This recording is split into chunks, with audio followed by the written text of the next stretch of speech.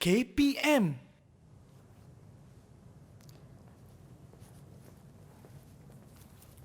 Ai, mana budak-budak dalam kelas ni? Tak ada seorang pun. Mana pergi diorang ni?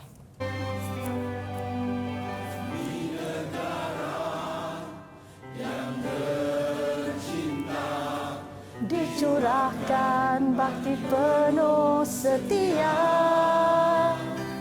demi raja yang disanjung tinggi, kesetiaan tak berbelah bagi kepada pemimpin, kepada rakyat, hikmat diberi penuh taat, rela bekerja sama berusaha setia berkhidmat untuk semua. Kena berhenti dah. Dah lah pitching lagi.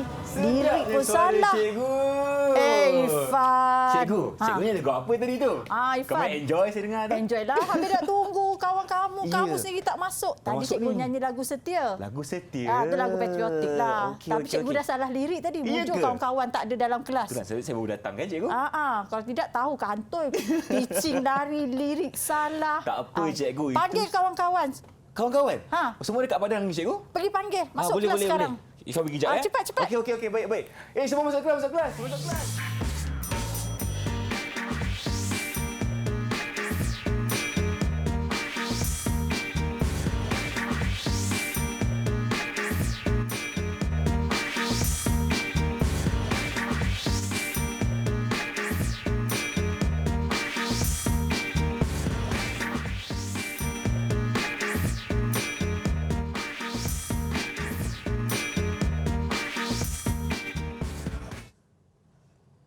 Hai semua, Assalamualaikum. Salam sejahtera bersama saya Irfan Syahmi di saluran Didik TV KPM untuk slot menengah atas. Hari ini sebenarnya murid-murid, kita akan belajar tentang mata pelajaran sejarah. Dan pastinya kita akan bawakan seorang guru yang cukup banyak pengalamannya. Hari ini, Irfan persilakan Cikgu Nur Hayati Muhammad Razan, Ketua Bidang Kemanusiaan dari SMK Mat Kilau, Kuantan, Pahang. Assalamualaikum Cikgu, apa khabar? Waalaikumsalam warahmatullahi taala wabarakatuh, dan insya-Allah saya baik. Alhamdulillah, tadi dengar suara sedap cikgu nyanyi. Kita juga bersama dengan seorang jurubahasa isyarat. Irfan persilakan Cikgu Nur Ziana Yuf dari SMK Dato' Ibrahim Yaakob, Wilayah Persekutuan Kuala Lumpur. Apa khabar cikgu, sihat? Baik, terima kasih kerana turut serta bersama kami untuk episod sejarah hari ini. Baik, cikgu, nampaknya kita tidaklah bertiga sahaja. Disebabkan kita juga ada murid-murid dalam talian sekarang ni. Apa kata kita perkenalkan mereka? Okey, jadi ini bersama-sama kita pada hari ini. Okey, kita ada ditemani oleh 4 bunga dari SMK Mat Kilau. Wah, semua bunga cikgu Ya, semua bunga. Saya seorang je kumbang dekat sini. Ya, kumbang dekat sini. Tak apa, jadi kita akan cikgu perkenalkan. Jadi cikgu panggil nama manja lah. Okey, panggil nama manja. Okey, jadi murid-murid yang cikgu panggil nama, sila angkat tangan. Dah lambai sikit. Lambai sikit. Okey, jadi kita hari ini ditemani oleh Aina. Aina mana? Aina di mana? Aina? Di mana Aina? Aina yang berbaju ungu. Okey, kemudian Amira. Okey, Amira. Lambai tangan Amira. Hai, yang Amira. tersenyum. Amboi, manis senyumannya. Tersenyum manis kerana ditemani oleh Abang Ifan ni. Jangan macam tu. Okey, seterusnya kita juga ditemani dengan oleh Alia. Hai Alia. Alia. Okey, dan seorang lagi yang bersama-sama dengan kita ialah Arisa. Okey, cikgu. Arisa. Mana Arisa? Tu di bawah tu Arisa. Nampaknya semua ni saya boleh katakan kumpulan 4A, cikgu. Ya. Sebab semua nama bermula dengan huruf A. Ya, betul. Kita ada tadi Aina, Amira, Arisa dan Alia. Abang Ifan harap tak tertukar nanti. InsyaAllah. InsyaAllah. Saya pun risau juga, tapi ini ada satu kebetulan yang sangat indah. Wah, okey. Baik, hari ini kita akan belajar tentang mata pelajaran sejarah. Topik ini, cikgu? Okey, topik yang akan kita bincangkan pada hari ini ialah berkaitan dengan perkembangan nasionalisme di negara kita. Baik. Okey, jadi untuk kita membawa kepada perbincangan, sebenarnya saya tak adalah nak minta terus saya yang nak mengajar. Tak seronoklah pula. Jadi kita nak dengar suara murid-murid kita yang di dalam talian untuk memberikan maksud menyatakan maksud nasionalisme. Sebab kita nak belajar pasal nasional, so kita minta mereka berikan maksud nasionalisme. Siapa nak berikan maksud nasionalisme? Angkat tangan. Okey, Aina, silakan. Okey, Aina.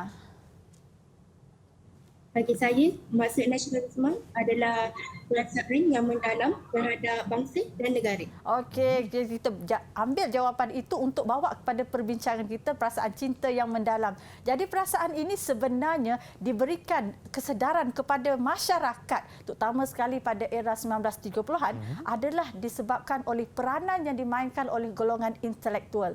Okey, pada ketika itu perkembangan gerakan nasionalisme ini dipelopori oleh golongan intelektual daripada yang berpendidikan agama, berpendidikan Inggeris dan pendidikan daripada sekolah Melayu ataupun kita kata maktab lah nanti. Ini adalah antara tokoh-tokoh yang merupakan tokoh ilmuwan daripada bidang keagamaan, yang mana tokoh seperti mana paparan ini mereka memberikan kesedaran ataupun makluman berkaitan idea nasionalisme ini melalui gerakan kaum muda. Bila kita kaitkan gerakan kaum muda ini sebenarnya dia related ataupun kita kata berkait dengan gerakan Islah dan apa yang berlaku perkembangan di Timur Tengah. Jadi di sini apa yang antara perkara yang diberikan penekanan oleh golongan intelektual ini ialah tentang peranan yang perlu dimainkan ataupun kita kata Islam itu mengajar apa? Ajaran Islam yang sebenar ialah bukan sekadar untuk membawa kepada akhirat, tetapi sebenarnya perjuangan untuk kita memajukan diri dalam bidang pendidikan dan juga ekonomi. Jadi di atas faktor itulah kesedaran ini diberikan kepada masyarakat melalui, kalau kita lihat di sini, peluang kepada wanita dan pemedanan dalam aspek pendidikan dalam bidang keagamaan. Okey, seterusnya kalau kita lihat golongan intelektual yang mempunyai latar belakang pendidikan Inggeris, di tokoh salah satu daripada tokoh ini ialah Raja Chulan. Di sini sebenarnya ramai lagi tokoh-tokoh lain, tetapi cikgu harap murid-murid lupa tadi nak pesan bila kita belajar kita buka buku ya. Jadi kita sekarang membincangkan topik ini. Okey, kita lihat apakah peranan mereka ini. Jadi golongan intelektual daripada yang berpendidikan Inggeris ini, mereka ini latar belakang pendidikan mereka daripada sekolah yang hebat, iaitu Maktab Melayu Kuala Kangsar, yang mana golongan bangsawan, anak-anak bangsawan ini mereka dilatih untuk diserap masuk dalam pentadbiran awam. Jadi mereka menggunakan kedudukan mereka ini untuk menyuarakan hak dan pendidikan bagi orang Melayu. Jadi kita bawa itu adalah antaranya, dan sebenarnya kita lihat golongan intelektual menggunakan saluran yang kita kata penulisan untuk menyebarkan ideologi kepada masyarakat.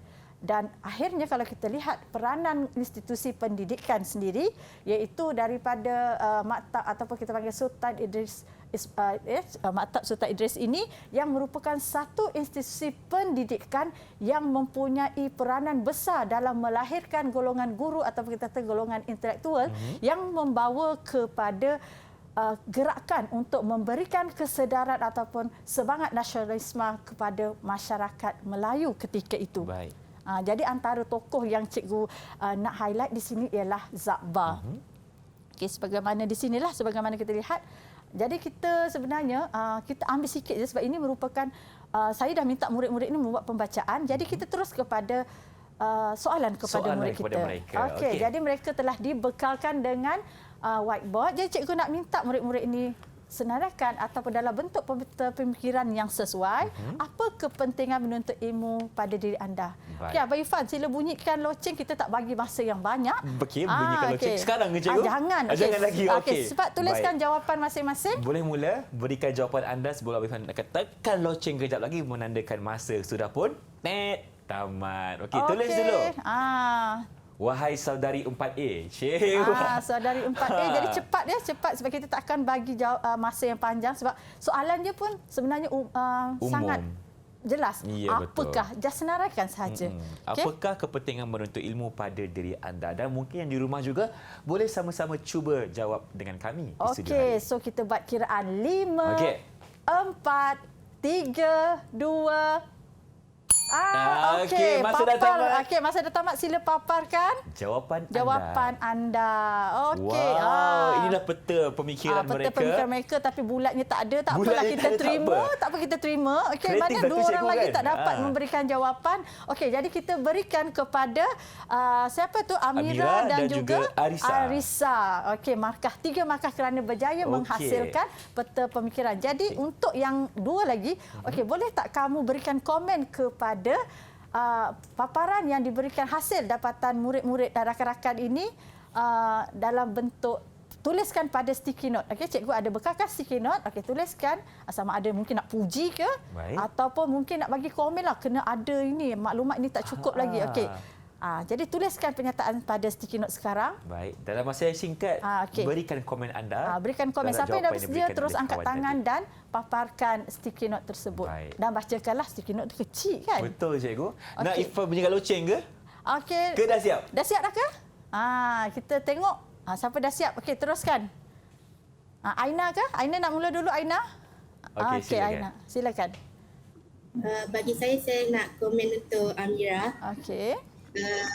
Untuk Amira, saya rasa dia punya peta I think dah cantik, and then dia boleh tambah dengan ilmu, pengetahuan, mampu mengubah taraf hidup ataupun menjamin peluang pekerjaan yang tu dah ada.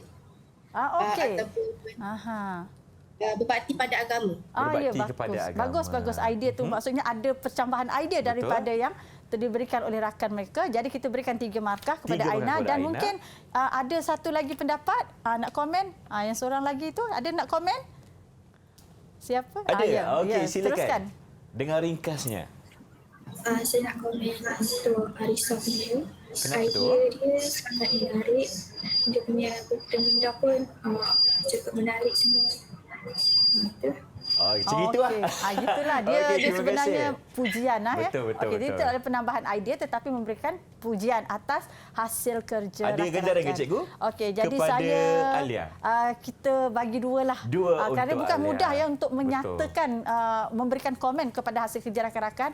Ini merupakan satu proses yang kita kata think, pair and share dalam aktiviti pembelajaran kita. Baik, mungkin cikgu boleh berikan jawapan yang sebenar untuk soalan tadi. Apakah kepentingan untuk menuntut ilmu pada diri anda? Jadi sebenarnya kepentingan menuntut ilmu ini pada diri kita ialah untuk kita meningkatkan taraf hidup, merubah hidup kita dan keluarga, terutama sekali untuk meningkatkan martabat bangsa, agama dan negara. Ulama, terima kasih cikgu. Itulah dia jawapan yang penting di mana ilmu ini sangat penting bukan sahaja kepada diri kita, malah kepada bangsa, agama dan juga negara. Jadi, kita ingin berhenti berehat seketika. Teruskan bersama kami dalam slot menengah atas Didik TV KPM.